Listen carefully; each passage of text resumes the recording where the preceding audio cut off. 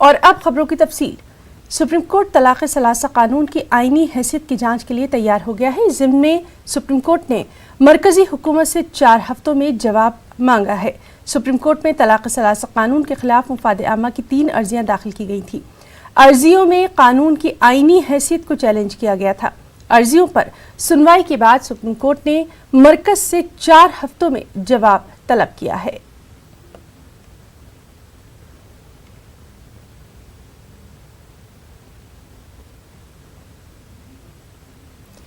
वज़ीर-ए-आज़म नरेंद्र मोदी ने पेरिस की यूनेस्को इमारत में जलसे से खिताब किया और इस मौके पर वज़ीर-ए-आज़म ने कहा कि अवाम ने मुझे नया हिंदुस्तान तामीर करने के लिए मुंतखब किया है।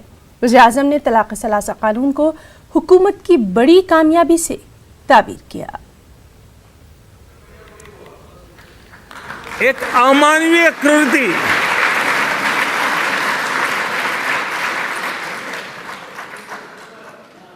नारी का सम्मान और उसके जीवन भर ट्रिपल तलाक की तलवार लटकती रहे, हमने इसे खत्म कर दिया दोस्तों।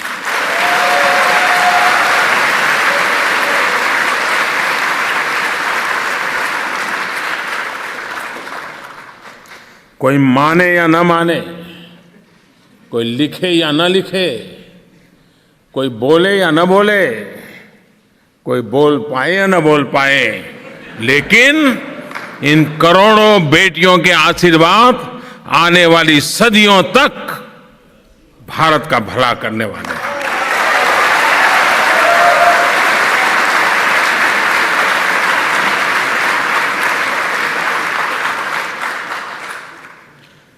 मुस्लिम बहन बेटियों के साथ ऐसा अन्याय नया हिंदुस्तान कैसे स्वीकार कर सकता है। अयोध्या मामले में 11वें दिन की समाअत भी मुकम्मल हो गई। निर्मोही अखाड़े के वकील सुशील जैन ने जिरह करते हुए निर्मोही को जन्मस्थान का सेवक बताया और उस जगह हवाला करने का मुतालबा किया। वकील ने कहा कि श्री राम जी के नाम पर किसी और को अर्जी करने का हक नहीं है।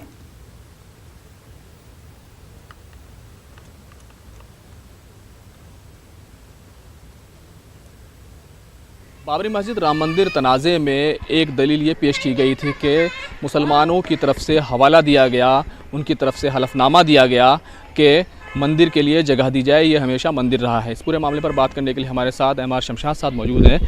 शमशाद साहब, क्या है मामला, क्योंकि ये बहुत बड़ी बात थी।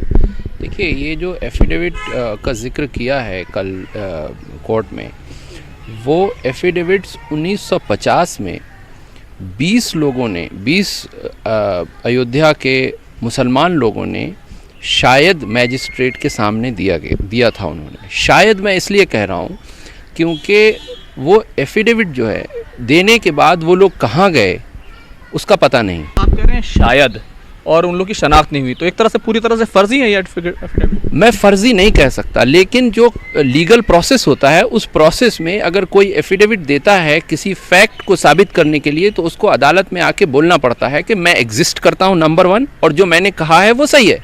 अगर दोनों चीज़ें नहीं हुई तो किसने दिया एफिडेविट, वो साहब कहाँ हैं जिसने एफिडेविट दिया, और ये 1950 की बात है। तो इसमें इसलिए मैंने शायद कहा है। दूसरी तरफ ये मामला है कि कई सारे मुस्लिम पार्टीज़ हैं जिन्होंने 1950 के से लेके आज तक मुकदमा फ़ाइल किया, गवाही दी, कोर्ट में पेश हुए और ये कहते रहे कि ये मस्जिद है और हमने यहाँ नमाज़ पढ़ी है और ये मंदिर नहीं रहा है।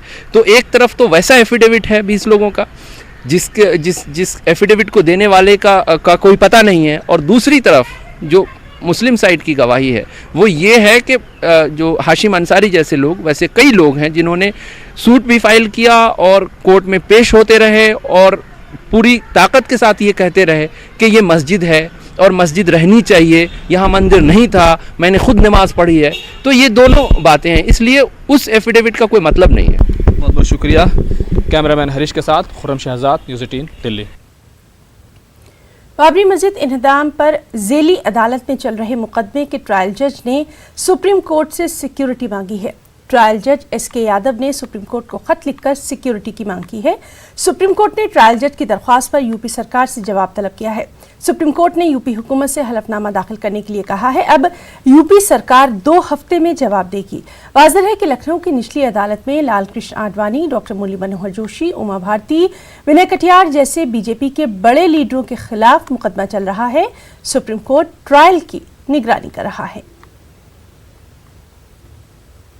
बाबरी विध्वंस के मामले में निचली अदालत में सुनवाई करने वाले स्पेशल जज एसके यादव ने सुप्रीम कोर्ट को पत्र लिखकर सुरक्षा की मांग की है। हालांकि मामले की सुनवाई करते हुए सुप्रीम कोर्ट ने उत्तर प्रदेश सरकार से 2 हफ्ते में जवाब मांगा है। हालांकि सुप्रीम कोर्ट ने उत्तर प्रदेश सरकार से 2 बिंदुओं पर जवाब मांगा है। पहला कि निचली अदालत में सुनवाई करने वाले जज एसके यादव की सुरक्षा के लिए यूपी सरकार क्या कुछ कर रही है। वहीं सुप्रीम कोर्ट ने उत्तर प्रदेश सरकार से इस मामले पर भी जवाब मांगा है, जिस मामले में उनका कार्यकाल 30 सितंबर को खत्म हो रहा है, लेकिन इस कार्यकाल को सुप्रीम कोर्ट ने बढ़ा दिया था। हालांकि इस आदेश को लेकर उत्तर प्रदेश ने अभी कोई नोटिफिकेशन जारी नहीं किया है, जिस नोटिफिकेशन को जारी करने के लिए सुप्रीम कोर्ट से उत्तर प्रदेश सरकार ने 2 हफ्ते का समय मांगा है। हालांकि इस पूरे मामले पर अब सुप्रीम कोर्ट 2 हफ्ते के बाद सुनवाई करेगा। इस पूरे मामले में निचली अदालत में जज एसके यादव बाबरी विध्वंस के मामले में निचली अदालत में चल रहे ट्रायल को सुन रहे हैं और इस ट्रायल को कंक्लूड होने के लिए 30 सितंबर से पहले कोर्ट ने आदेश दिया था। चूंकि वो रिटायर हो रहे थे, इसलिए उन्होंने सुप्रीम कोर्ट से और समय की मांग की थी। कैमरामैन जगदीश उप्रेती के साथ सुशील पांडे, न्यूज़ 18 दिल्ली। मगरबी बंगाल का जिक्र करेंगे, जहां इस साल भी त्योहारों पर सियासत का रंग ही छाया रहेगा। दुर्गा पूजा की आमद से पहले ही सियासी पार्टियों ने पूजा और मुहर्रम के नाम पर आवाम को लुभाने का काम शुरू कर दिया है। एक रिपोर्ट।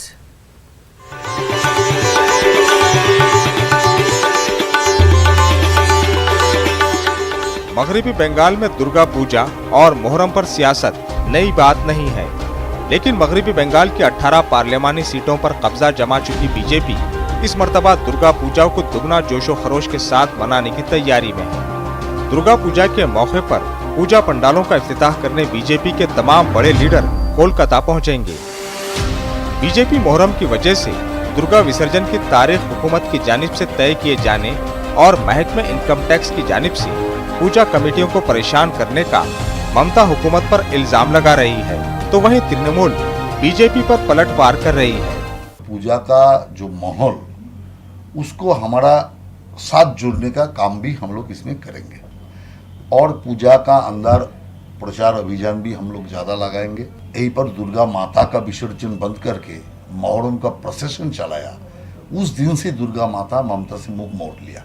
बीजेपी का ये एक गिमिक है, वो दिल से भगवान को नहीं मानते हैं, वो राम को भी नहीं मानते हैं और ये लोग लड़ाई करने चाहते हैं राजा बनने के लिए। हमारी पूजा है, ये बंगाल की पूजा है, ये बंगाल की परंपरा है और ये टीएमसी का पूजा है। वहीं सीपीएम ने दोनों ही पार्टियों पर त्योहारों के नाम पर सियासत करने और आवाम को गुमराह करने का इल्जाम लगाया है। इन्होंने ईद का सहारा लिया है, पूजा का सहारा लेंगे। तमाम जो त्योहार है इसके वो लोग भरपूर इस्तेमाल करेंगे, लोगों को धर्म के आधार पर उनमें विभेद तैयार करने के लिए। बंगाल में दुर्गा पूजा को लेकर जहां लोगों में जोशो खरोश देखा जा रहा है, वहीं सियासी पार्टियां भी इस मौके को हाथ से जाने नहीं देना चाहती। यही वजह है कि बीजेपी और तृणमूल कांग्रेस ने पूजा कमेटी को लेकर जिस तरह की सियासत शुरू की है, इस सियासत ने एक नया रूप इख्तियार किया है। अब देखना यह है कि आने वाले दिनों में मां दुर्गा का आशीर्वाद किस पार्टी के साथ होता है।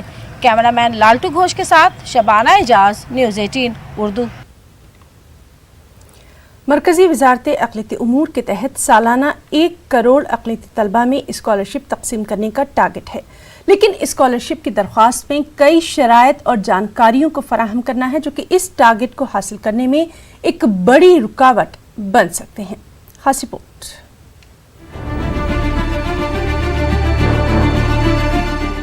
मरकजी वजारत अक़लियती उमूर ने अपनी स्कॉलरशिप के लिए तारीखों का ऐलान कर दिया है।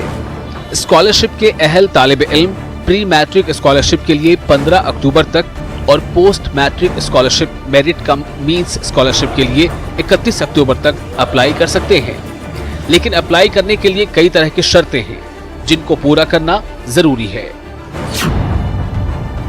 स्कॉलरशिप के लिए शराइत। 6 नोटिफाइड अक़लियतें स्कॉलरशिप के लिए दरख्वास्त दे सकती हैं। प्री मैट्रिक के लिए 50% नंबरात और 1 लाख से कम आमदनी शर्त। पोस्ट मैट्रिक स्कॉलरशिप के लिए 50% नंबरात और 2 लाख से कम आमदनी शर्त। और मेरिट कम मेंस स्कॉलरशिप के लिए 50% नंबरात और 2.5 लाख से कम आमदनी शर्त। स्कॉलरशिप में इन शराइत के चलते तलबा को मुश्किलात दरपेश हो सकती हैं। ऐसे में एक अच्छी खबर ये है कि अब कश्मीर के स्कॉलरशिप के लिए अहल अक़लियती तलबा भी दरख्वास्त दे सकेंगे। ये जो छात्र छात्राएं हैं उनके लिए स्कॉलरशिप की व्यवस्था है और ख़ास तौर से आर्थिक रूप से जो कमज़ोर और पिछड़े समाज के लोग हैं, वर्ग के लोग हैं, उनको इसको ध्यान में रख के किया गया है। उससे भी महत्वपूर्ण है कि अब जम्मू है, कश्मीर है, लद्दाख के, करगिल के लोग इस स्कॉलरशिप का फ़ायदा उठा पाएंगे। और आपको मालूम है कि बहुत बड़ी तादाद में जो है वो छात्र छात्राएं जो शिक्षा से वंचित रह जाती हैं, उसके आर्थिक कारण भी हैं, सामाजिक कारण भी हैं। उन तक जो है वो शिक्षा की रोशनी पहुंच सके, तालीम की रोशनी पहुंच सके, इसकी हमारी ये तहरीक तालीम है। अक़लियती तलबा की मुश्किलें। दिल्ली में गैर हुनरमंद के लिए कम से कम मजदूरी 13,896 रुपए है। वहीं सेमी स्किल्ड के लिए दिल्ली में मजदूरी 15,296 रुपए है। इस हिसाब से गरीब अक़लियती तलबा को आमदनी की शर्त पूरा करने में होगी मुश्किल। नहीं, हमें लगता है कि शायद 1 करोड़ का टारगेट पूरा करने के लिए किया ही नहीं गया है। अदरवाइज आप देखिए कि जो बेयर मिनिमम वेज एक्ट है उसके हिसाब से भी जो एक मजदूर और ड्राइवर जो होगा सिर्फ वही इसके अंदर आएंगे। आपने मिनिमम इनकम ऐसे रखना चाहिए था ना कि ताकि आजकल 1-1.5 लाख 2 लाख रुपए इनकम होती क्या है, आदमी का गुजारा भी मुश्किल होता है, बढ़ाना तो बहुत दूसरी बात है। तो एक इसमें रीज़नेबल चीज़ रखनी चाहिए थी जिसमें ज़्यादा से ज़्यादा लोग उसके अंदर आ सकें। मुसलमान वैसे भी एजुकेशनली इकनॉमिकली बहुत बैकवर्ड है, तो उसकी अगर आपको वाक़तन ईमानदाराना तरीके से अगर मदद करनी है तो एक रीज़नेबल उसकी लिमिट लगाइए ताकि ज़्यादा से ज़्यादा लोग उसका फ़ायदा उठा सकें। एक प्रकार से कहा जाए कि उसका फ़ायदा जो स्कॉलरशिप स्टूडेंट्स को मिलना चाहिए वो नहीं मिल पाएगा। इनको इसको रिव्यू करना चाहिए गवर्नमेंट को, और ये ऐसी कोशिश करनी चाहिए कि ज़्यादा से ज़्यादा, जब आपने एक टारगेट बनाया है कि हम 1 करोड़ छात्रों को स्कॉलरशिप देंगे, तो उसको उस टारगेट को पूरा भी करना चाहिए।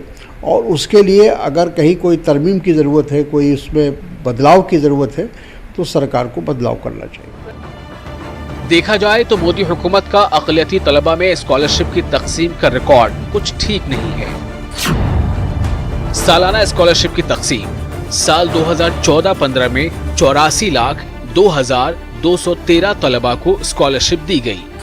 2015-16 में ये आदाद शुमार कम होकर 52,45,463 हो गई और 2016-17 में हालात मजीद अबतर हो गए और सिर्फ 47,78,614 तलबा ही स्कॉलरशिप हासिल कर पाए, जबकि 2017-18 में सिर्फ 54,95,541 तलबा को स्कॉलरशिप मिली।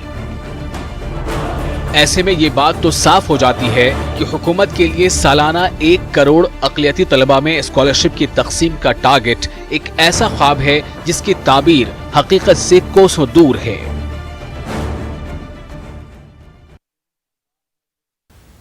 रुकना चाहेंगे एक ब्रेक के लिए।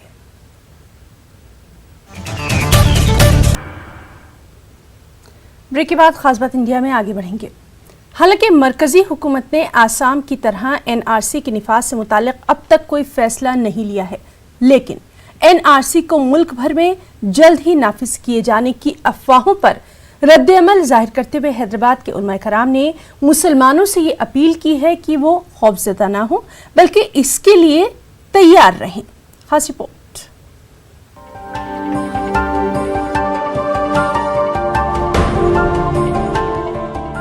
नेशनल पॉपुलेशन रजिस्टर की तैयारी के लिए हिंदुस्तान भर में घर घर सर्वे किया जाएगा, जिसकी आइंदा साल शुरुआत होगी। इस सिलसिले में रजिस्ट्रार जनरल सिटीजन रजिस्ट्रेशन ने एक नोटिफिकेशन जारी किया है। ये सर्वे आसाम में जारी नेशनल रजिस्टर ऑफ सिटीजन से मुख्तलिफ होगा। लेकिन इस नोटिफिकेशन को लेकर आवाम और खासतौर से मुसलमानों में इस किस्म के खदशात पाए जा रहे हैं कि आसाम की तरह NRC हिंदुस्तान भर में नाफिज किया जाएगा। इस सिलसिले में लोकसभा इंतखाबात के बाद अमित शाह की जानिब से दिए गए उस बयान का भी हवाला दिया जा रहा है जिसमें उन्होंने NRC को मुल्क भर में नाफिज करने की बात कही थी। हैदराबाद में उल्मा ने मुसलमानों को ये मशवरा दिया कि वो NRC के लिए तैयार रहें। कि आपको मालूम है कि NRC के सिलसिले में जो कुछ हुकूमतें चाहती हैं वो ऑलरेडी उनके पास हमारा रिकॉर्ड मौजूद है, लेकिन फिर भी हमारे को ये कोशिश करना चाहिए कि हमारे जो भी कागजात की तकमील है वो फौरी कर ले, ताकि इनको कुछ बोलने का कोई काम करने का ऐसा मौका ना मिले। और जहाँ तक ये जो चीज़ें चल रही है ये सिर्फ मैं ये समझता हूँ कि सिर्फ हमारे को इम्तिहान है हमारा। आवाम को जगाना चाहते हैं कि उनके पास जो भी कागजात है, पासपोर्ट हो, आइडेंटिटी कार्ड हो या वोटर लिस्ट हो या आधार कार्ड हो या जो भी हो, इनके या आबो ज़ादात के जो ना कागजात हो या ना कोई सरकारी नौकरी करते हों तो उनके बाप दादा के पास कागजात हो, ये तमाम कागजात आप जोड़ के रखें। सोशल मीडिया के जरिए NRC के निफाज की अफवाहों को गलत बताते हुए जानकार ये समझाने की कोशिश में हैं कि मुसलमान इससे खौफजदा होने के बजाय इसका खैर मकदम करें। ये एक पूरे सोशल मीडिया पे अफवाहें फैलने लगी, जो मुझे भी रोज़ाना एक 200-300 मैसेजेस आने लगे। तो हम जो भी मैसेज भेजा उसको फ़ोन करके पूछे तो उसको ये नहीं मालूम कि मैसेज कहाँ से आया। तो पहले तो ये मैं वाजे करूँगा कि हिंदुस्तान में कोई कानून आता है या कुछ आता है तो तमाम तबक़ात, तमाम फ़िरक़ों के लिए आता है। अगर NRC आएंगी तो सिर्फ मुसलमानों के लिए नहीं आएंगी, तमाम फ़िरक़ों के लिए, तमाम तबक़ों में, हिंदू, मुस्लिम, क्रिश्चन, सिख, ईसाई सब के लिए रहेगा। तो अब इसमें डरने और घबराने की क्या बात है। आप जो कुछ भी करना चाहते हैं वो सही तरीके से आप अंजाम दें, इसके अंदर बुग़्ज़ ना हो, इनाद ना हो, किसी एक कम्युनिटी के साथ में डिस्क्रिमिनेशन ना हो, ये सब चीज़ों के साथ में वो हो जाए तो हम उसको जो है वेलकम करते हैं। और इस तरह का डॉक्यूमेंट हर मुल्क के अंदर होना चाहिए और इसके लिए कोई हमारे ख़ास तौर पर मुसलमानों को इसमें डरने, हरास होने और खौफज़दा होने की ज़रूरत नहीं है। हमको चाहिए, और ख़ास तौर पर बाशऊर लोग, जो लोग कम इल्म लोग हैं और जो लोग इन तमाम चीज़ों से वाकिफ़ नहीं हैं, उनकी वो मदद करें। NRC सिर्फ मुसलमानों के लिए ही नहीं बल्कि सबके लिए होगा, लेकिन सोशल मीडिया के जरिए मुल्क भर में NRC के निफाज की अफवाहों से ज्यादातर ये तासुर लिया जा रहा है कि शायद इसका निफाज मुस्लिम मुखालिफ एजेंडे के साथ किया जाएगा, और यही वजह है कि मुसलमान इस सिलसिले में खदशात में मुब्तला हैं। न्यूज़ 18 के लिए हैदराबाद से अनीसुर रहमान की रिपोर्ट। नेशनल पुलिस एकेडमी की 70वीं Indian police service officers passing out parade का मरकजी वज़ीर दाखिला अमित शाह मुआयना करेंगे। IPS ट्रेनिंग के दौरान नौजवान ओहदेदार गौस आलम बेस्ट ऑलराउंडर IPS प्रोबेशनर मुंतखब हुए हैं और उन्हें बावकार प्राइम मिनिस्टर बेटन और होम मिनिस्टर रिवॉल्वर से नवाजा जाएगा। नौजवान IPS ओहदेदार गौस आलम ने बेहद उम्दा मुजाहरा किया है, जिसके नतीजे में उन्हें बावकार प्राइम मिनिस्टर बेटन और होम मिनिस्टर रिवॉल्वर के अलावा BSF ट्रॉफी, मेहता कप, नायब सदर जमहूरिया trophy, PL Mehta commandant cup और मणिपुर कप फॉर लॉ हासिल हुआ। उन्होंने कहा कि ओहदेदार को तेलंगाना कैडर अलॉट किया गया है। पुलिस एकेडमी के डायरेक्टर अभय ने जानकारी दी कि तेलंगाना को जुमला 3 ओहदेदार अलॉट हुए हैं, जबकि आंध्रा को 3, कर्नाटक को 5 कैडर अलॉट हुए हैं। इस बीच में 2 मुस्लिम ओहदेदार गौस आलम और SM कासिम आबदी शामिल हैं। गौस आलम का ताल्लुक बिहार के शहर गया से है। और ऊपर वाले का शुक्रिया है कि मेरे को सर्विस मिल गई, और उम्मीद है कि मैं आगे जो मुझसे एक्सपेक्टेड है चीज़ें वो मैं फुलफ़िल कर पाऊँगा। मेरे को तेलंगाना कैडर अलॉट हुआ है और मैं तेलंगाना स्टेट में कोई फील्ड पोस्टिंग में जाऊँगा। बहुत अच्छा कैडर है, यहाँ की पुलिस बहुत प्रोफेशनल है और जनता मतलब लोगों के मन में भी काफ़ी अच्छी इमेज है, और उम्मीद है कि लोगों के जो भी एक्सपेक्टेशन है as part of Telangana police I will be able to fulfil that. वज़ीर-ए-आज़म नरेंद्र मोदी के काबिल एतराज़ पोस्टर को अपने व्हाट्सएप का स्टेटस लगाने पर जहां पुलिस ने एएमयू के तालिब इल्म को गिरफ्तार किया, वहीं आज एएमयू इंतज़ामिया ने भी फौरी तौर पर मज़कूरा तालिब इल्म को मुअत्तल ही कर दिया। यूनिवर्सिटी के ऑफिसर राब्ता आम्मा उमर सलीम पीरजादा ने कहा कि तालिब इल्म जैद राशिद के खिलाफ थाना सिविल लाइन में मुकदमा दर्ज होने की जैसे ही इत्तला मिली तो मज़कूरा तालिब इल्म को इंक्वायरी होने तक के लिए फौरी तौर पर मुअत्तल कर दिया गया। इसने एक एलिज्ड मतलब कंट्रोवर्शियल पोस्टर कहीं से फॉरवर्ड होके आया था जो हमारे ऑनरेबल प्राइम मिनिस्टर का था। जैसे एएमयू के एडमिनिस्ट्रेशन के नॉलेज में ये आया कि जैसे ये कह रहा है कि बाय मिस्टेक भी इसने इसको वहाँ पर पोस्ट हो गया था अपने मोबाइल पे स्टेटस पे, but we have zero tolerance and AMU administration ख़ास तौर से वाइस चांसलर साहब प्रोफेसर तारिक मंसूर साहब ने इसको वाज़े किया गया कि we have zero tolerance. Student code of conduct और यहाँ के जो हमारे डिसिप्लिनरी रूल्स एंड रेगुलेशन है हमने उसे सस्पेंड कर दिया टिल पेंडिंग इंक्वायरी। पासबान अदब मुंबई के ज़ेर एहतमाम कल यानी 24 अगस्त को मुंबई के वर्ली में आलमी पोइट्री फेस्टिवल 2019 का इनेकाद किया जा रहा है। नेहरू सेंटर में अज़ीमुश्शान मुशायरे का इनेकाद अमल में आएगा। पासबान अदब के जरिए हमेशा से ही नई नस्ल की हौसला अफजाई की जाती रही है। इसी ज़िम्न में कल मुशायरे का ये इनेकाद किया जा रहा है जिसमें तकरीबन 200 नौजवान शिरकत करने वाले हैं और अपनी नज़में और गज़लें पेश करेंगे। इस मौके पर सीनियर शुराए कराम भी मौजूद रहेंगे जो कि उन्हें जज करेंगे। इनमें से 3 नौजवानों को एजाज़ से भी नवाजा जाएगा। ये संस्था पासबान अदब पिछले 11 सालों से भारतीय भाषा और साहित्य के प्रचार प्रसार में जुटी हुई है। हमारा उद्देश्य है कि साहित्य के ज़रिए समाज में लोगों को नज़दीक लाना, हार्मनी थ्रू लिटरेचर, क्योंकि मजबूत समाज मजबूत देश की नींव में है। हम कोशिश ये करते हैं कि भारतीय भाषाओं में जैसे कि हिंदी, उर्दू, मराठी, इसमें विविध प्रकार के प्रोग्राम ऑर्गेनाइज करें जिसमें कि जो ओरिजिनल और क्वालिटी राइटर्स हैं उनको स्टेज मिले और ऑडियंस के सामने वो आ सकें और अपना लेटेस्ट और ओरिजिनल कलाम लोगों को सुना सकें। लेकिन ये सिर्फ एक कवि सम्मेलन या मुशायरा नहीं होता बल्कि इसमें यूथ को जोड़ने के लिए हम बहुत सारी एक्टिविटीज़ करते हैं, जैसे कि ओपन माइक जिसमें कि अंदाज़न 200 के आसपास लोगों ने एंट्रीज़ की हैं। हम जितना पॉसिबल होगा उनको चांस देंगे कि वो अपनी कविताओं को, अपनी नज़मों को, गज़लों को पेश करें। इसके अलावा एक बड़ा डिफरेंट सा कंसेप्ट हम लोग इस बार शुरू कर रहे हैं जिसको कहते हैं कथक विद गज़ल। एक गज़ल पढ़ी जाएगी, उसको कथक में के डांस के द्वारा एक्सप्रेस किया जाएगा। इसके अलावा जो पुरानी आर्ट होती थी दास्तान गोई, स्टोरी टेलिंग की, लंबी लंबी कहानियाँ सुनाई जाती थी एक सेशन में, वो दास्तान गोई की एक हमने रखी है सेशन। और इसमें आपको खुशी होगी ये जान करके कि दास्तान महाभारत की कथा ये सुनाई जाएगी करीब 1 घंटे में। और शाम को इसमें मुशायरे का प्रोग्राम है जिसमें जावेद अख्तर और जैसे बड़े बड़े दिग्गज शायर, देश के अलग अलग कोनों से आए हुए शायर ये पार्टिसिपेट करेंगे। और मुझे ये बताते हुए खुशी हो रही है कि इस प्रोग्राम में पार्टिसिपेट करने के लिए न सिर्फ के देश के अलग अलग भागों से बल्कि आज सुबह से विदेशों से, गल्फ़ कंट्रीज़ से बहुत सारे लोग मुंबई पहुंच चुके हैं और वो इसमें शामिल होंगे। और मुझे उम्मीद है कि इन प्रोग्राम के ज़रिए हम यूथ को, समाज के अच्छे लोगों को, पढ़े लिखे लोगों को, इंटेलेक्चुअल्स को, ओपिनियन मेकर्स को भारतीय भाषा और साहित्य के साथ जोड़ सकेंगे और अपनी भाषा और संस्कृति का संरक्षण कर सकेंगे, जो हमारा मेन उद्देश्य है कि यूथ तक हमारी लैंग्वेज पहुँचे और वो इस मशाल को लेकर आगे बढ़ें।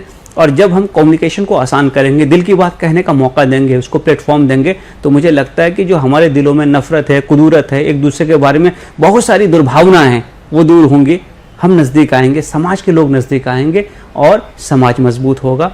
और बड़ी खुशी की बात यह कि पिछले 10 सेशंस में हमने ये देखा कि मुंबई के अच्छे से अच्छे लोग, चाहे वो पॉलिटिकल क्लास के हों, चाहे वो बिज़नेस क्लास के लोग हों या एजुकेशन के हों, NGO के हों, सोशल सर्विस के हों, फिल्म के हों और राइटिंग के हों और दूसरे वाइट कॉलर जॉब के हों, ये सारे के सारे लोग इसमें पार्टिसिपेट करते हैं। और बड़ी संख्या, मैं समझता हूँ 30% ज़्यादा महिलाओं का होता है इसमें। हम कुछ सीट्स स्कूल्स और कॉलेजेस को भी देते हैं ताकि उनके बच्चों में भी वो सिलसिला शुरू हो और वो इससे जुड़ सकें। तो ओवरऑल आप देखिए कि एक ऐसा ये मूवमेंट है जिसके कारण भारतीय भाषा और साहित्य, संस्कृति, इसको हम प्रिजर्व करने की कोशिश कर रहे हैं और साथ ही साथ उसको हम अच्छे ऑडिटोरियम्स में ऑर्गेनाइज करते हैं ताकि अपनी भाषा और संस्कृति के बारे में जो दुर्भावनाएं हमारे मन में वो निकलें। हम भी बेस्ट ऑफ द लैंग्वेजेस जिसके ऑर्गेनाइजेशन यहाँ होते हैं, फेस्टिवल्स होते हैं, आप देखें उस लेवल पे इसको ऑर्गेनाइज कर सकें और हमको अपनी भाषा और साहित्य के बारे में एक अभिमान का अनुभव हो। इसमें कुछ पार्टिसिपेंट भी हैं और कुछ वो हैं जो कि अपनी रूट से रिकनेक्ट होने का एक बहुत स्ट्रॉन्ग फील रखते हैं, तो वो आ जाते हैं। और जब हम इस प्रोग्राम को ऑर्गेनाइज करने के बारे में डेट अनाउंस कर देते हैं तो बहुत सारे ऐसे लोग होते हैं जो कि अपनी छुट्टियां, अपने काम उस हिसाब से प्लान करते हैं कि वो उस डेट को मुंबई में रहें और इसमें वो शामिल हो जाएं। बल्कि मैं आपको बताना चाहूँगा, एक साहब जिनको कि अपना मेडिकल एग्जामिनेशन करवाना है, उन्होंने भी इस डेट की मुनासिबत से अपना ट्रैवल प्रोग्राम बनाया ताकि वो इसको अटेंड भी कर लें और बाद में जो है उनका ट्रीटमेंट जो भी हो वो उसको फॉलो कर लें। तो ये एक अच्छी खुशी की बात है कि जो NRIs हैं जो अपने भारतीय गल्फ में और दूसरे कंट्रीज़ में गए हैं, वो भी चाहत उनकी इतनी शदीद है, इतनी मजबूत है कि वो ये चाहते हैं कि वो रूट से करीब रहें, जुड़े रहें और इन चीज़ों को देख करके वो उधर भी ऐसे प्रोग्राम्स को ऑर्गेनाइज करें। कईयों ने हमसे ये भी जिक्र किया है। तो बुनियादी तौर से ये है कि हमारी संस्कृति और हमारी भाषाओं में वो अट्रैक्शन है, वो स्ट्रेंथ है कि अगर उसको हम सही ढंग से बरते और ओरिजिनल राइटर्स को, मैं बार बार कहता हूँ ओरिजिनल राइटर्स को, जिनके पास कंटेंट है, जिनके पास थॉट है, जिनके पास एक्सप्रेशन है, जो सिर्फ मसखरे नहीं है, जो सिर्फ एक्टर्स नहीं है, जो सिर्फ गायक नहीं है, बल्कि ओरिजिनल कंटेंट राइटर हैं, ओरिजिनल थॉट वाले हैं। जब हम उनको समाज के सामने लाएंगे तो समाज का भी प्रबोधन होगा, लोगों को सोचने का एक नया एंगल मिलेगा। और हमारी कोशिश ये है कि इस किस्म के लोग हमारे स्टेज पर आएँ और यूथ से और लोगों से, समाज के आम लोगों से वो कनेक्ट हों ताकि एक अच्छा माहौल इस देश में बन सके। और फैमिली, जिसको हम कहते हैं कम्युनिटी पुलिसिंग, कम्युनिटी पुलिसिंग क्या है कि हम लोगों में हमारा प्रशासन का जो इमेज है, उसका जो पैगाम है वो लेके जाते हैं। तो इस स्टेज से जब हम पैगाम देते हैं मोहब्बत का, अमन का, भाईचारे का, मिलजुल के रहने का, दोस्ती का, अपने डिफरेंसेस को मिलजुल के बातचीत से हल करने का, तो बेसिकली हम कम्युनिटी पुलिसिंग का काम भी करते हैं यहाँ पे। और ये वो काम है जिसमें लोग विलिंग पार्टिसिपेंट हैं और इसमें समाज में जो इन्फ्लुएंस करने वाले लोग हैं, जो ओपिनियन मेकर्स हैं, हम उनके दरमियान जाते हैं। तो एक मैं समझता हूँ कि एक अल्टरनेटिव मेथड है समाज को पैगाम देने का भी है। रुकना चाहेंगे एक ब्रेक के लिए।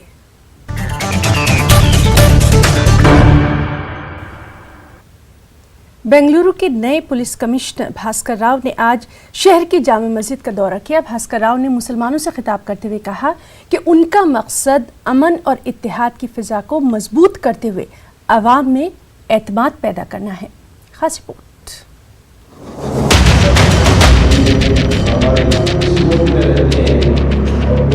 बेंगलुरु की सिटी जामा मस्जिद में जुमे की नमाज के बाद शहर के नए पुलिस कमिश्नर भास्कर राव की आमद हुई। मस्जिद कमेटी की दावत पर आए भास्कर राव को मुबारकबाद पेश करते हुए तहनीत पेश की गई। इस मौके पर मुसलमानों से खिताब करते हुए नए पुलिस कमिश्नर ने कहा कि इनका ताल्लुक बेंगलुरु से ही है। शहर के चामराजपेट की गलियों में ही वो पले बड़े हैं। कई बार जामा मस्जिद के सामने से उनका गुजर हुआ, लेकिन पहली मर्तबा उन्हें इस मस्जिद के अंदर आने का मौका मिला। भास्कर राव ने कहा कि आवाम बेखौफ होकर अपनी जिंदगी गुजारें, कोई भी मसला पेश आए तो फौरन उनसे रुजू हो। उन्होंने कहा कि नौजवान सोशल मीडिया का मोहतात तरीके से इस्तेमाल करें, झूठी खबरें, अफवाहें न फैलाएं। बेंगलोर का निवासी होने के बाद में बेंगलोर का कमिश्नर, आज कमिश्नर हूँ, लेकिन इस ऐतिहासिक इमारत के साथ साथ बहुत बार मुझे अगल बगल जाने का मौका मिला। ये SJP रोड हो या NR रोड हो, इधर में आज हजरत ने मुझे इधर अंदर आने का दावत दिया और सब लोगों के साथ में अपना आइडिया शेयर करने का बहुत अच्छा मौका मिला। And I basically come here to create confidence that police department is always with you and there is space for everybody in this country. ये मुल्क सबका है एंड सबके लिए ये मुल्क है एंड पुलिस डिपार्टमेंट आपके सिक्योरिटी के लिए हो। और विशेष तौर पर नौजवानों को I have come and given a message कि don't believe in fake message, internet में जो हो या व्हाट्सएप में या फेसबुक में या ट्विटर में मैसेज पर ज़्यादा गौर मत कीजिए।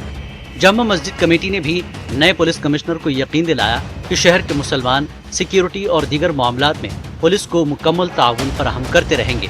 जुमे के खुतबे के दौरान मौलाना मकसूद इमरान रशादी ने NRC के मसले पर भी रोशनी डाली। मौलाना ने कहा कि NRC के मसले को गैर जरूरी तौर पर उछाला जा रहा है, मुसलमानों को खौफजदा करने की कोशिश की जा रही है। तो NRC की वजह से जो मुसलमानों में एक दहशत और ये खौफ और सरासमीगी पाई जा रही है, मैं चाहूँगा कि आप इससे परेशान ना हों। जहाँ तक डॉक्यूमेंट्स का ताल्लुक़ है वो अलग चीज़ है, NRC अलग चीज़ है। तो एनआरसी की वजह से जो दहशत फैलाई जा रही है, खौफ का माहौल फैलाया जा रहा है, इससे बिल्कुल परेशान नहीं होना चाहिए, न परेशान करना चाहिए। इस मौके पर जामा मस्जिद कमेटी ने असिस्टेंट पुलिस कमिश्नर और दीगर पुलिस अफसरों को भी तहनीयत पेश की। मस्जिद में नए पुलिस कमिश्नर के खिताब पर लोगों ने खुशी का इजहार किया। न्यूज़ 18 उर्दू के लिए बेंगलुरु से रऊफ अहमद हल्लूर की रिपोर्ट। औरंगाबाद शहर के होनहार तालिब इल्म नौमान कदीर खान को मॉडल अक़वाम मुत्तहिदा इजलास में शिरकत करने का एजाज़ हासिल हुआ है। नौमान खान यूएनओ इजलास में जनूबी अफ्रीका के बेनिन मुल्क की नुमाइंदगी करेंगे। 25 से 28 अगस्त तक चलने वाली इस आलमी कॉन्फ्रेंस में दुनिया भर के तलबा व तालिबात शिरकत करते हैं और महाराष्ट्र से नौमान को ये एजाज़ हासिल हुआ है। एक report. Asian youth international model United nation की सालाना आलमी कॉन्फ्रेंस इस मरतबा मलेशिया के कुआलालंपुर में हो रही है। 3 रोज तक चलने वाली इस कॉन्फ्रेंस में देवगिरी कॉलेज में मैकेनिकल इंजीनियरिंग के फाइनल ईयर के तालिब इल्म नौमान कदीर खान को शिरकत का मौका मिला है। नौमान OIC के तहत जनूबी अफ्रीका में वाक़े बेनिन मुल्क की नुमाइंदगी करेंगे। इस कॉन्फ्रेंस के लिए मुल्क भर से 10 तलबा का सिलेक्शन हुआ है, लेकिन महाराष्ट्र से सिर्फ नौमान खान को ही शिरकत का एजाज मिला है। यूनाइटेड नेशंस एक ऐसी संस्था है जिसे हम लोग सब वाकिफ है उससे। वर्ल्ड लेवल के जितने डिसीजंस होते हैं सब यूनाइटेड नेशंस लेती है।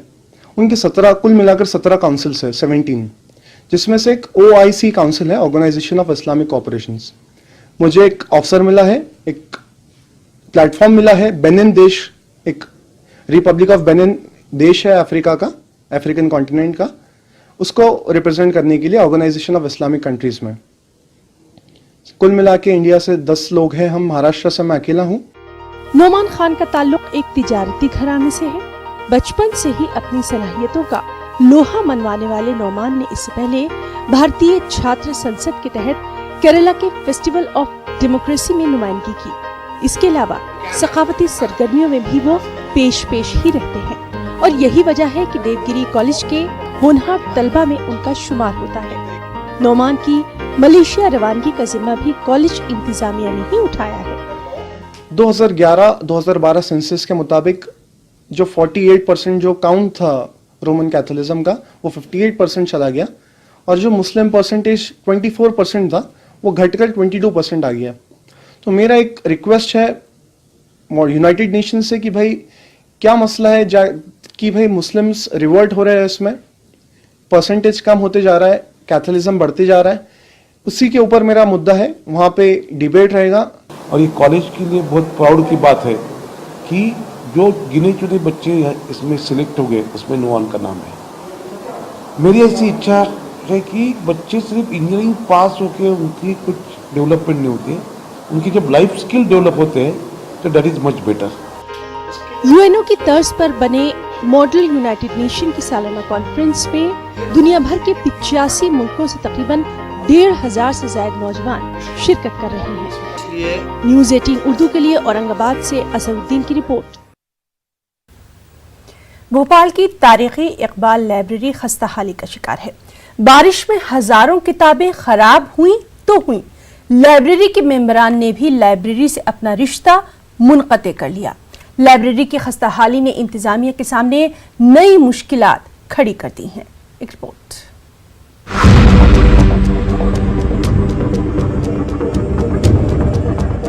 नवाबों की नगरी भोपाल को तारीख के औराक में जहां बगदादुल हिंद के नाम से याद किया गया है, वहीं इसे शायर मशरिक़ अल्लामा इकबाल से खास निस्बत के सबब दारुल इकबाल भी कहा जाता है। 1 अक्टूबर 1939 को भोपाल में इकबाल के नाम से लाइब्रेरी कायम की गई, जो उस वक्त मुत्तहिदा हिंदुस्तान में इकबाल के नाम से कायम होने वाली पहली लाइब्रेरी थी। इस ताल्लुक से लाइब्रेरी के सेक्रेटरी कुछ इस अंदाज में अपने ख्यालात का इजहार करते हैं। अल्लामा इकबाल का इंतकाल 1938 में हुआ और ठीक उनके तकरीबन 1.5 साल के अंदर ही अंदर 1 अक्टूबर 1939 को हिंदुस्तान में पहली बार भोपाल को ये फ़ख्र हासिल है कि अल्लामा इकबाल के नाम से ये लाइब्रेरी कायम हो। और आज अल्लाह का शुक्र है कि इस काबिल हो गई है कि तकरीबन हमारे पास 80,000 किताबों का ज़ख़ीरा यहाँ मौजूद है। इकबाल लाइब्रेरी भोपाल में इकबाल मैदान के बेसमेंट में कायम है। सब कुछ बहुत अच्छा चल रहा था, लेकिन 2017 में जब भोपाल में सैलाब आया तो बारिश का पानी लाइब्रेरी में दाखिल हो गया। बारिश के पानी से 1-2 किताबें नहीं बल्कि हजारों किताबें खराब हो गईं और 15,000 किताबें नाकाबिले इस्तेमाल हो गईं। ये सितम लाइब्रेरी मुंतजमीन पर तो टूटा ही था, इस बीच लाइब्रेरी में आने वाले कायरीन ने भी अपना रुख मोड़ लिया। लाइब्रेरी को अपने मेंबरान से जो फीस मिलती थी वो और कुछ इदारों के जरिए उसे जो माली तावन मिलता था उससे लाइब्रेरी के अखराजात पूरे होते थे, मगर अब सब कुछ खत्म हो गया है। ग्रांट हमें मिलती है 30,000 रुपये, जो हमारे 1 महीने 2 महीने के सैलरी के लिए भी नहीं काफ़ी होती है। अच्छा, 2017 में जो हम पर आफात नाजिल हुई उनसे मुबर्रा होने के लिए अभी तक हम हाथ पैर मार रहे हैं। ये आफात नाजिल होने से पहले हमारे तकरीबन 150 से ज़्यादा मेंबर थे जो बाकायदा अपने 50 रुपये महीना जमा करते थे। अब अंदाज़ा कर लीजिए कि वो घटकर 20 रह गए हैं। 2017 में लाइब्रेरी को जो नई इमारत अलॉट की गई थी उसे हुकूमत ने अपनी जरूरत के मुताबिक वापस ले लिया। इस सिलसिले में भोपाल के MLA आरिफ मसूद की कोशिश से हुकूमत ने रेड क्रॉस की बिल्डिंग इन्हें अलॉट तो कर दी है, लेकिन इससे भी लाइब्रेरी की सारी मुश्किलात खत्म नहीं होती हैं।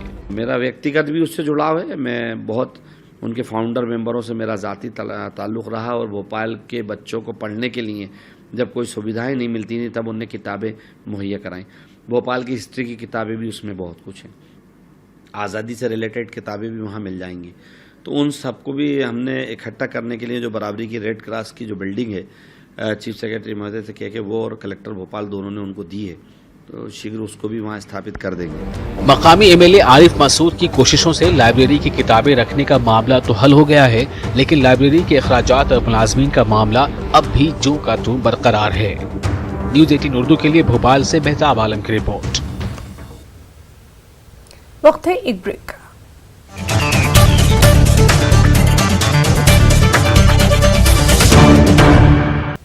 ब्रेक के बाद आगे बढ़ेंगे। दरगाहों ने हमेशा से ही मोहब्बत का पैगाम ही आम किया है और कर भी रही हैं। आज भी नफरतों को अगर कहीं से खत्म किया जा सकता है तो खानकाहें ही हैं।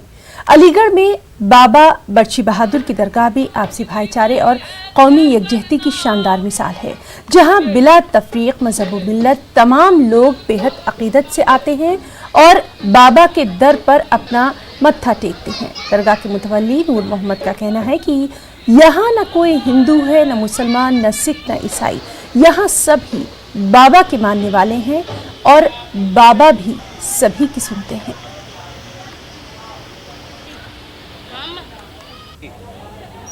ये हज़रत दरगाह बाबा बर्ची बहादुर रहमतुल्लाह अलैह की दरगाह है और यहाँ सारे धर्म के लोग, सातों धर्म के लोग यहाँ अपनी मन्नतें, अपनी मुरादें मांगने के लिए आते हैं और यहाँ उनकी मन्नतें मुरादें पूरी होती है। यहाँ कोई मतभेद, कोई भाईचारा, एक गंगा जमनी तहजीब एक नज़र आती है यहाँ।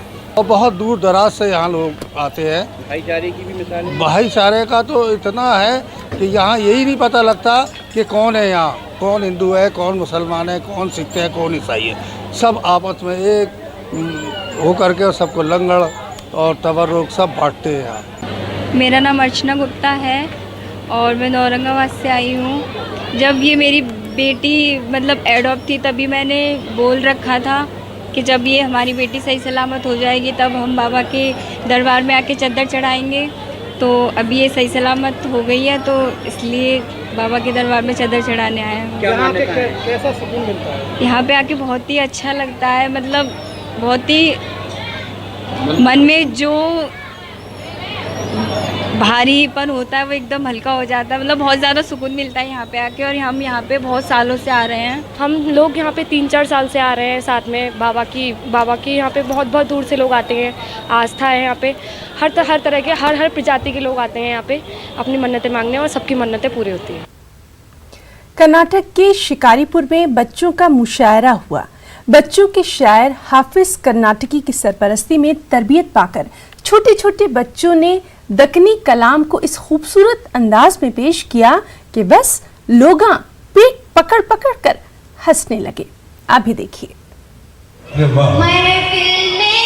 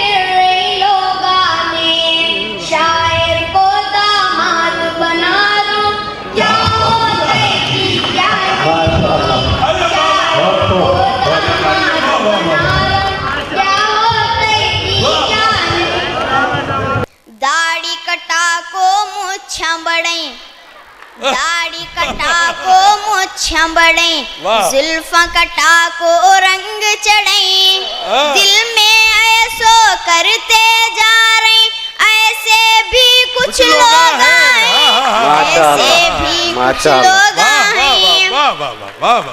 मैं कैसे क्या बोल को आई की, मैं कैसे क्या बोल को आई की, दिल में क्या की भर को लई, आँख को काली पीली आ रही, ऐसे भी कुछ लोग हैं, ऐसे भी कुछ लोग हैं। दक्नी बोली अच्छी बोली है मियाँ, ये तो अपने घर की बोली है मियाँ, ये तो अपने घर की बोली है मियाँ। इसको सुनते मुंह में पानी आ जाता। सच्ची बोल रहा हूँ, मीठी बोली है मियाँ, सच्ची बोल रहा हूँ, मीठी बोली है मियाँ। और एक गजल है, ये एंग्लो दक्नी गजल है, दक्नी से भी एंग्लो। सच बोले तो आँख पारी, व्हाट इज दिस, सच बोले तो आँख पारी, व्हाट इज दिस, और झूठों को सर पर बिठा रहे हैं, व्हाट इज दिस, कर्जे ले रही और डुबो रही, कर्जे ले रही और डुबो रही, शान से फिर को हथकू जा रही, शान से फिर को हथकू जा रही, व्हाट इज दिस। और ये शेर देखिए, साले अफसर बन को नखरे कर रही हैं अब, साले अफसर बन को नखरे कर रही हैं अब, भौनी से जब रिश्वत खा रही, भौनी से जब रिश्वत खा रही, what is this, what is this. और ये शेर मैं नौजवानों की नजर करता हूँ, बगैर समाज फरमाइएगा। उल्टे सीधे बातें सुनको जोरू के, उल्टे सीधे बातें सुनको जोरू के, अम्मा कुछ तुम दीदे दिखा रही, व्हाट इज दिस, अम्मा कुछ तुम दीदे दिखा रही, व्हाट इज दिस। महाराष्ट्र के बुलढाना जिले में वाक़ धाड़ गांव में मकामी लोगों ने शानदार मिसाल पेश की। कोल्हापुर और सांगली में सैलाब मुतासरीन के लिए यहां हिंदू और मुसलमानों ने मिलकर एक मस्जिद में इमदाद जमा की, जिससे यहां हिंदू मुस्लिम इत्तेहाद को भी फरोग मिला और मदद भी हो गई। एक रिपोर्ट।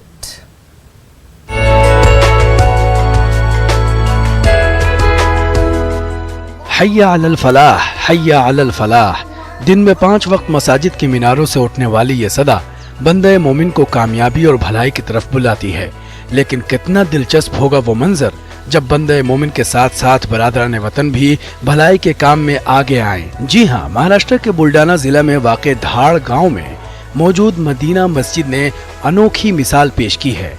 कोल्हापुर और सांगली में सैलाब मुतासरीन की इमदाद के लिए जब इस मस्जिद से ऐलान किया गया तो न सिर्फ मुस्लिम बल्कि गांव में मौजूद हिंदू भाइयों ने भी इसमें बढ़ चढ़कर हिस्सा लिया। दिला धाडवासियांनी त्याबद्दल भारतीय जैन संघटनेतर्फे मी सर्वांचा आभार व्यक्त करतो। एक माणूस पुढे येऊन मस्जिदमध्ये निवेदन करतो आणि किती मोठा प्रचंड प्रतिसाद त्यांना मिळतो आणि त्यातून एक फार मोठं कार्य 421 पॅकेट हे जे आज जातात आहे, यात एक माणुसकीची भावना जोपासल्या जाणार आहे आणि त्यापेक्षाही चांगली मदत आज त्यांना जी गरजेची आहे ती सर्व मदत धाडमधून जाते। म्हणून सर्व धाडकरी जनतेचं मी इथे अभिनंदन करू इच्छितो। बताया जाता है कि गांव में कुछ लोगों के पास इमदाद के लिए पैसे नहीं थे, तो खौतीन ने अपने जेवर बेचकर इस इमदादी मुहिम में हिस्सा लिया। उधर क्या बड़े क्या बच्चे, हर किसी ने मस्जिद के मेंबर से इमदाद की किट की पैकिंग में हिस्सा लिया। इस किट में मेडिकल से लेकर खाने पीने की अशिया वगैरह शामिल है। इस किट से एक खानदान का 15 दिनों तक गुजारा हो सकता है। हमने यहाँ पर हमारी गांव की पूरी मस्जिदों से ऐलान कराया और हमारे गांव के जो भी मुस्लिम समाज के लोग उनको कहा कि भाई आपकी तरफ से जो मदद हो सकती है वो कीजिए करके।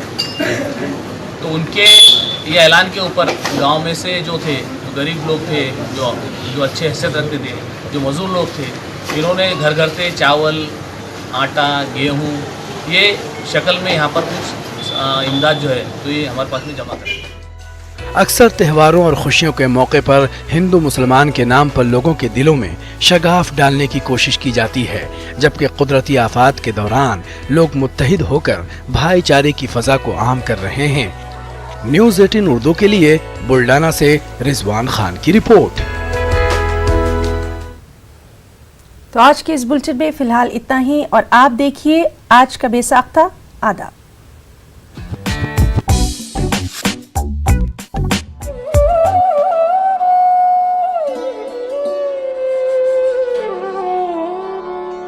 किशन मुरारी, कुंज बिहारी, गोवर्धन गोपाला रे, बंसी बजैया, रास रचैया, सांवरिया नंदलाला रे। जालिम थर थर कांप रहे हैं, ऐसी घड़ी अब आई है, मथुरा गोकुल घूम रहे हैं, लाज रखैया आला रे। गोवर्धन गोपाला रे, सांवरिया नंदलाला रे, लाज रखैया आला रे, आला रे।